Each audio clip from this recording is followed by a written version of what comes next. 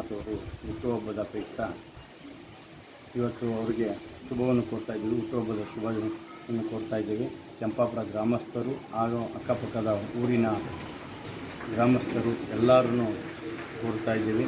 ಇದೇ ತಿಂಗಳು 24ನೇ ತಾರೀಕು ಅವರು ನಾಳೆ ಶುಕ್ರವಾರ ರಮಣದಲ್ಲಿ ಹುಟ್ಟುಹಬ್ಬವನ್ನು ಎಲ್ಲ ಕಾರ್ಯಕರ್ತರ ಮುಖಾಂತರ ತುಂಬ ಹೃದಯದಿಂದ ಹುಟ್ಟುಹಬ್ಬವನ್ನು ಆಚರಿಸ್ತಾ ಇದ್ದೀವಿ. ಎಲ್ಲ ಕಾರ್ಯಕರ್ತರುಗಳು ಅವರಿಗೆ ದೇವರು ಆಯುಷ್ಯ ಆರೋಗ್ಯವನ್ನು ಕೊಟ್ಟು ಕಾಪಾಡಲಿ, ಆ ಕುಟುಂಬಕ್ಕೂ ಎಲ್ಲರಿಗೂ ಕಾಪಾಡಲಿ ಎಂದು ಕೇಳಿಕೊಳ್ತಾ, ಅದೇ ರೀತಿ ಇನ್ನು ರಾಜಕೀಯ ಜೀವನದಲ್ಲಿ ಮುಂದೆ ಬಂದು ಇನ್ನೂ ಹೆಚ್ಚಿನ ರೀತಿಯಲ್ಲಿ ಅವರು ಸಚಿವರಾಗಿ ಮುಖ್ಯಮಂತ್ರಿ ಆಗಲಿ ಎಂದು ನಾವು ಆ ದೇವರಲ್ಲಿ ಪ್ರಾರ್ಥನೆ ಮಾಡ್ಕೊತಾ ಇದ್ದೀವಿ.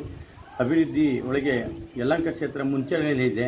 ಎಲ್ಲ ರೀತಿಯಲ್ಲೂ ಮುಂಚೂಣಿಯಲ್ಲೇ ಕಾರ್ಯಕರ್ತರಾಗ್ಬೋದು, ಅವರಾಗ್ಬೋದು, ಕಾರ್ಯಕರ್ತರನ್ನ ಒಂದು ಅಣ್ಣ ತಮ್ಮರ ಥರ ನೋಡ್ಕೊಂಡವರು, ಒಂದು ನಂದೇ ಕುಟುಂಬ ಅಂತ ಹೇಳ್ಬಿಟ್ಟು ಪ್ರತಿಯೊಂದು ಊರೂ ನಂದೇ ಕುಟುಂಬ ಅಂತ ಹೇಳ್ಬಿಟ್ಟು ಇವತ್ತು ಅವರು ಆ ಥರ ಭಾವನೆಯೊಳಗೆ ಆಚರಿಸ್ತಾ ಇದ್ದಾರೆ.